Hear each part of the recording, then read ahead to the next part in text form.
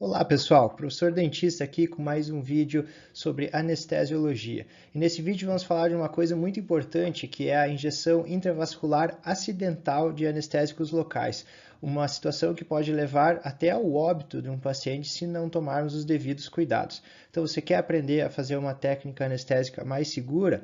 Curta só esse vídeo. A gente sabe que devemos fazer as anestesias locais, a injeção dos nossos anestésicos locais, no lado de fora dos vasos sanguíneos. O nosso alvo é a inervação sensitiva do paciente, que fica fora dos vasos sanguíneos. E se a gente não tomar alguns cuidados na hora de fazer as técnicas anestésicas, de uma maneira acidental, nós vamos poder fazer a injeção do nosso anestésico local no interior dos vasos sanguíneos dos nossos pacientes, nas veias e nas artérias dos nossos pacientes. E isso causa uma toxicidade sistêmica muito importante no nosso paciente, que pode levar, sim, até a morte dos pacientes que a gente fizer esses erros, né? Mas qual que é o real perigo de a gente fazer uma injeção intravascular? Mas isso nunca vai acontecer comigo. Bom, pesquisas apontam que a injeção intravascular pode ter taxas elevadíssimas, de até mais de que 10%, por exemplo, na nossa técnica ptérico-mandibular, na técnica do bloqueio do nervo alveolar inferior. Então, isso quer dizer o quê? Que se a gente não tomar os cuidados necessários, de uma vez a cada 10 vezes que a gente vai fazer essa técnica, a gente vai estar, sem querer, administrando, então, anestésico local na corrente sanguínea desse nosso paciente.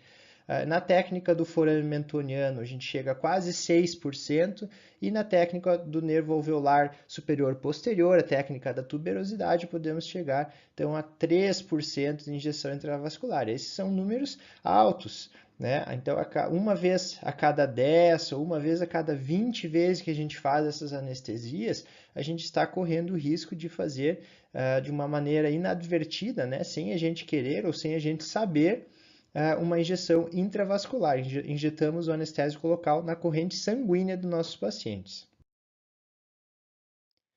Bem, e quais são os sinais ou sintomas? Se isso realmente acontecer, se a gente fizer uma injeção intravascular que vai aumentar em muito a toxicidade sistêmica do anestésico local, porque ele não vai precisar ser absorvido pela corrente sanguínea para fazer os efeitos tóxicos no nosso organismo, ele já vai estar na corrente sanguínea.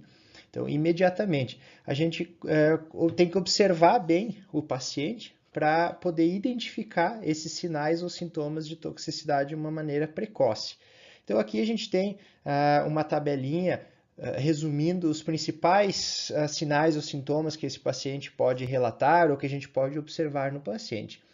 Desde uma agitação ou fala arrastada, uma fala de maneira confusa, o paciente não fala coisa com coisa, até a diminuição no nível da consciência do paciente, sonolência, desorientação. O paciente, isso é uma coisa relativamente comum, ele pode relatar que ele está sentindo um gosto metálico na boca, né? Um gosto metálico.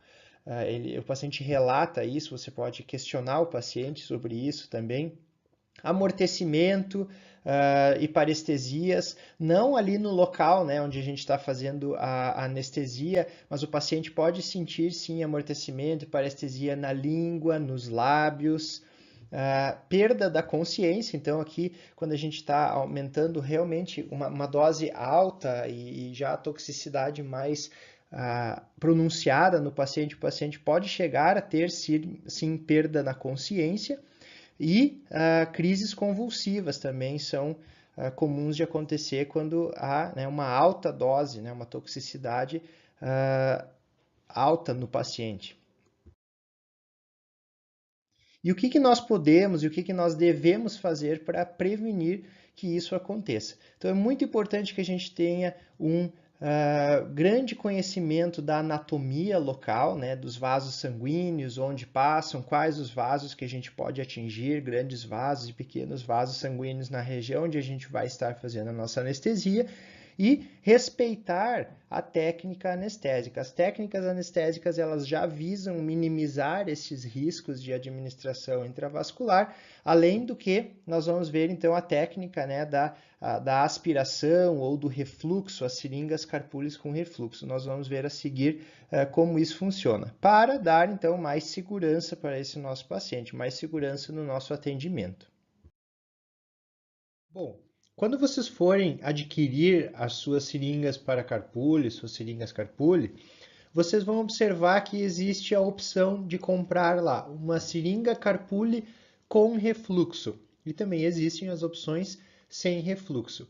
E eu recomendo altamente que vocês apenas adquiram essas seringas Carpule com o dispositivo para refluxo, tá? Que é esse dispositivo que fica aqui na parte interna da seringa Carpule, porque com ele vocês vão poder utilizar a técnica do refluxo que eu vou passar a seguir. Antigamente se utilizavam essas seringas Carpule com o arpão, que é esse ganchinho que fica aqui na ponta do êmbolo, mas isso é uma coisa muito difícil, não é prática de ser utilizada, então eu não recomendo que vocês comprem esse tipo de material, e sim essas seringas Carpule com o dispositivo para refluxo. Bom, então como que funcionam essas seringas para Carpule com o dispositivo de refluxo?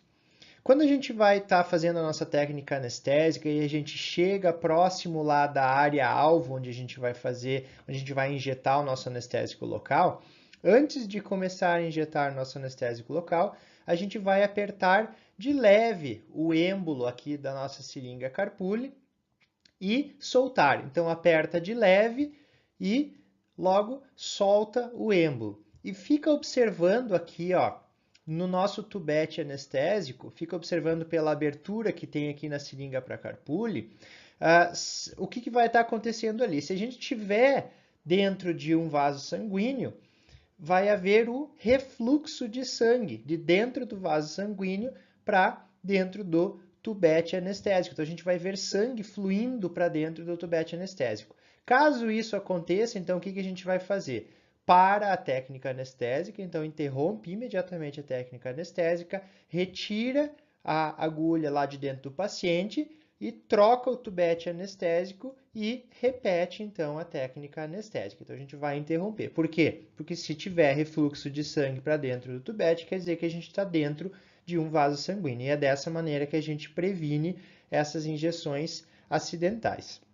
Outra recomendação que se tem é uma injeção lenta do nosso anestésico local, porque se a gente esquecer de fazer esse refluxo ou se o refluxo der um falso negativo, quer dizer, não veio sangue para dentro do tubete, mas ainda assim a gente pode estar dentro de um pequeno vaso sanguíneo ou de uma veia que não tem tanta pressão dentro dela para fazer o refluxo, quando a gente usa principalmente agulhas mais de calibres menores, então recomenda-se que se faça uma injeção mais lenta do anestésico local.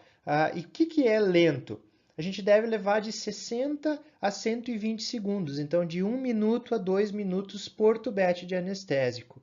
Então, os estudos indicam que se a gente fizer uma injeção muito rápida, de menos de 30 segundos para um tubete anestésico, a gente já vai estar causando uma overdose de anestésico local na eventualidade de uma anestesia intravascular nesses pacientes. Então, é muito importante, além de fazer o nosso refluxo, né, a gente fazer uma injeção lenta do anestésico local nesse paciente.